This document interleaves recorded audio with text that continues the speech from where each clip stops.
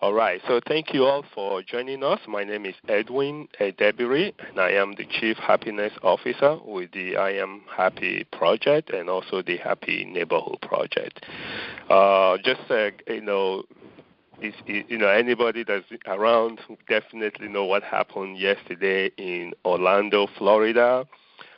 Definitely, according to the authorities, it's like the worst mass shooting in the country, and even people are already coming out and saying it will not be the last, which common sense also kind of tell us that.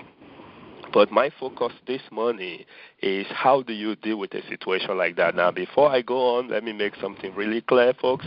I am not a counselor. I'm not even a coach here. I'm just somebody who has spent so much time on the subject of happiness. And I'm hoping that maybe one thing that I share will help one person in this process. Now, the very, very basic part of all of this is that whatever we focus on is going to grow. Okay, let me repeat that. Whatever we focus on is going to grow. In other words, if we focus on hate, hate is going to grow. If we focus on terror, terror is going to grow.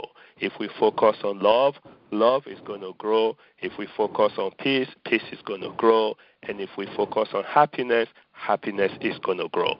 It's just really that simple. And I know some people might be saying, oh, it's not that simple. Yes, it is that simple. So whatever we focus on is going to grow. And we have options at all times. Some of the options are very tough ones.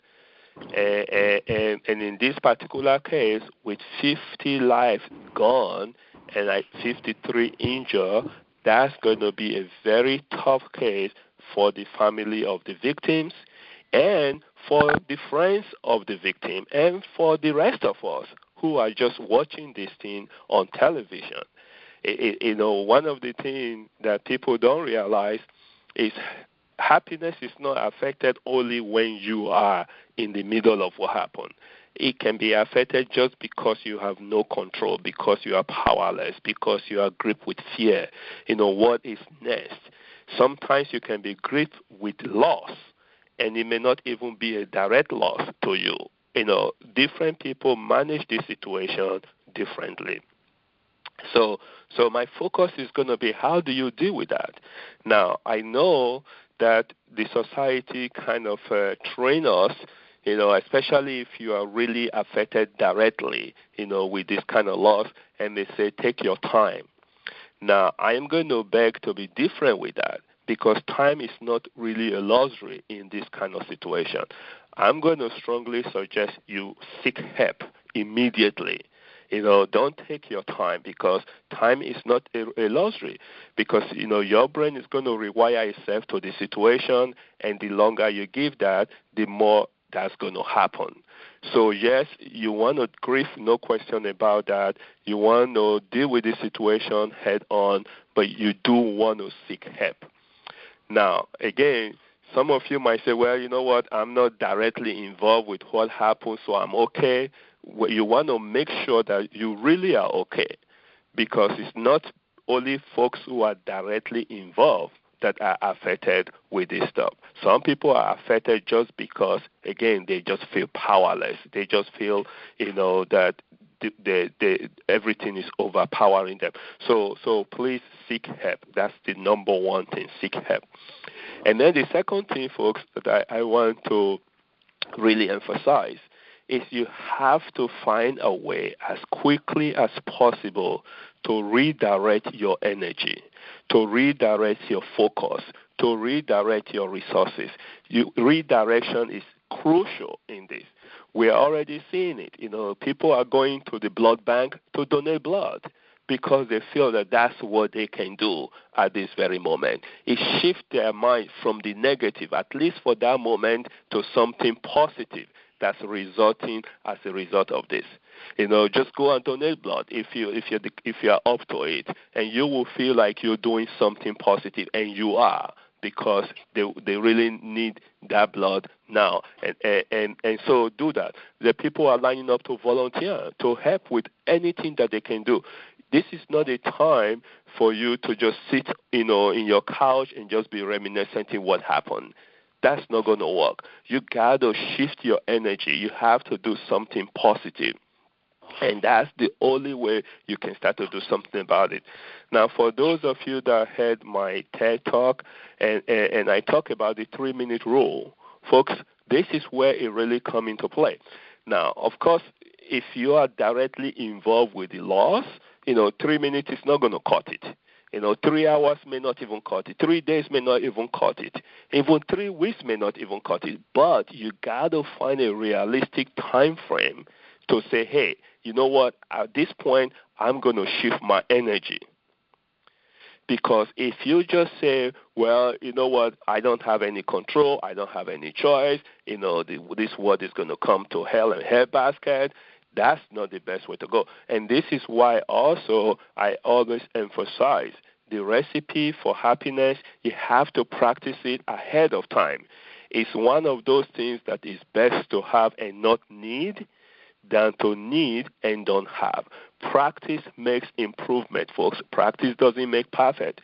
And yes, I know we are dealing with emotions, and it's not a little bit, it's a whole lot more difficult. Yet, folks, I truly believe that with advanced practice, we can handle the situation better. And so every one of us, that's witnessing this is a time, to kind of do a little bit of practice. What would you do if you were in this situation? How would you shift your energy from all the negativity into something positive? How would you move forward? These are the kind of things you can think about now when you are not in this situation. When you are in this situation, it's a whole lot more difficult to deal with. When you are further away, you cannot take advantage of it. You can learn, from this situation and say, hey, what if I was in a situation like this? If I just lost my friend, I just lost my son, I just lost my daughter, to a very, very terrible scene like that, what would I do? Would I totally just shut down? Would I just freak out? Would I just, what would I do? And folks, I'm telling you, just a little bit of processing like that and starting to come up with options can really help when that situation comes to play. Because, folks, I'm telling you this, no matter what you are hearing from the media, no matter what other people are saying, it's not going to be an eye for an eye because everybody's going to get blind. And even then, it still will not be over. Okay? It has to be love. It has to be love, folks. Hate can never create solution. It just don't. Hate only perpetuates more hate. And if you think about it, that's how we got here in the first place. And it's not going to take us away from it. We have to find a way to reverse things. And we can do it one thing at a time, one person at a time. So that's just my take, folks, is you got to be able to shift your energy. We've seen it plenty of times in the past, where people were hurt really, really bad. And then they were able to embrace that, and then they were able to forgive, and then they were able to become useful and more forward in terms of how they apply their resources. And yes, we can overcome. But it cannot be hate for hate. That's just not going to work. It has never worked.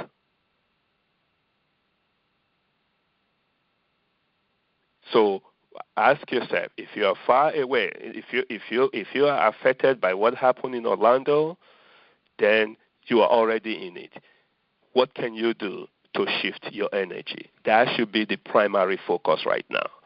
Because if you just let it drag you in, and I think I've shared this before, every single human being go through a situational depression.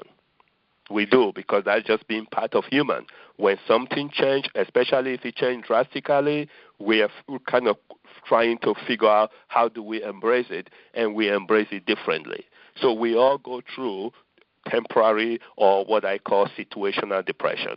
Everybody, no exception, unless you are not living life. But what becomes bad is when that situational depression is dragged on where it becomes a clinical depression. That's when it is bad. And time has a lot to do with that. And coping mechanism has a lot to do with that. Shifting your mind and your resources has a lot to do with that. And so I'm just encouraging you, if you're not directly involved with what happened, this is an opportunity for you to do a little bit of practicing. What would you do if you were in that situation? How would you shift your mind? How would you maintain your level of happiness? And I know just even the word happiness coming out, side by side with what happened yesterday doesn't even make sense logically, but that's the only thing I know. Because if you focus on happiness, folks, you can deal with the situation better. There are a lot of people that are angry right now. Folks, nothing good is going to come out of that. First of all, you are punishing yourself as an individual because the person that's angry suffers the most. So you have to find a way to release that energy and shift it to something more positive. And find something that you can sink your teeth in, that you know that moving that thing forward is going to make the world a happier place. And that's what I can see out of this situation, is we all have to come together in strong resolve and say, hey, let's move one small, tiny step forward to reducing this kind of stuff happening again. Now, I don't know if we can totally eliminate it, but every time we raise happiness, folks, we push that down. Every time we raise happiness, we push down the chances of something like this happening again. Every time we raise happiness, we push down the chances of this happening again. I just believe that with every fiber in me. A happy person is not going to take one gun or two guns or mass weapon and go kill people. Happy people don't do things like that. It just doesn't work. So, folks, more than ever, our work is cut out for us. We have to find a way to increase our own happiness and the happiness of our friends, of our family, of our next door neighbor, of our co-worker, of every single person that we come through. And happiness can do that. So I just hope that, those of you that are on this call this morning can take this piece of information and share it with one person.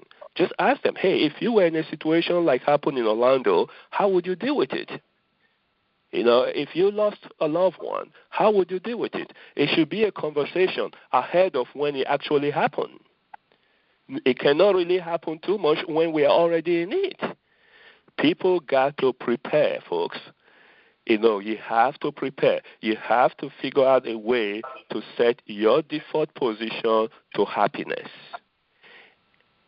And yes, according to the study by Harvard Medical School and the University of California in San Diego, they tell us what happens when one person is happy. And you guys know, I have repeated that over and over again. When an individual becomes happy, the network effect can be measured up to 3 degrees. One person's happiness triggers a chain reaction that benefits not only his friends, but his friends' friends and his friends' friends' friends. And they say the effect can last for up to a year. So imagine, folks, if we can really crank up our own level of happiness, we can reduce this kind of stuff happening. And that's the only way I know in the long term that we can do this. No other way, folks. There is no other way. We have to find a way to be concerned about each other. So if you are hearing this, folks, and you go out today, about your day, find somebody and smile a little bit more. Okay? Find somebody and hug a little bit more. Find somebody and help a little bit more. Go out of your way, folks, to help somebody. Now, don't put yourself in harm's way or risk your life, but help somebody. Go out of your way and help somebody. You might just be preventing the next of this stuff. Smile a little bit more. Hug a little bit more. Shake a little bit longer. And when you ask, how are you, mean it. And be patient to hear the response from the person, instead of just how are you, and you just go away and they go their way. In other words, folks, let's tap into what makes us human. We can definitely increase the level of happiness. Pay a little bit more attention, folks. Sometimes the sign is all over us, and we are just so busy doing what we are doing that we don't pay attention for what is around us. We don't. So that's all I'm asking. Let's pay a little bit more attention. Let's be a little bit more observant, because we could prevent one of these, but we can definitely make this world a happier place. So that's what I've got for today, folks. I want to thank each and every one of you, for being here. If anybody have a question, I will be happy to take it. Otherwise, I'm going to wind this call down. I try to keep this under 20 minutes. I think we are 18 minutes into it. We were able to start on time, and so I definitely want to finish on time. So is there any question about any of the things that I just covered?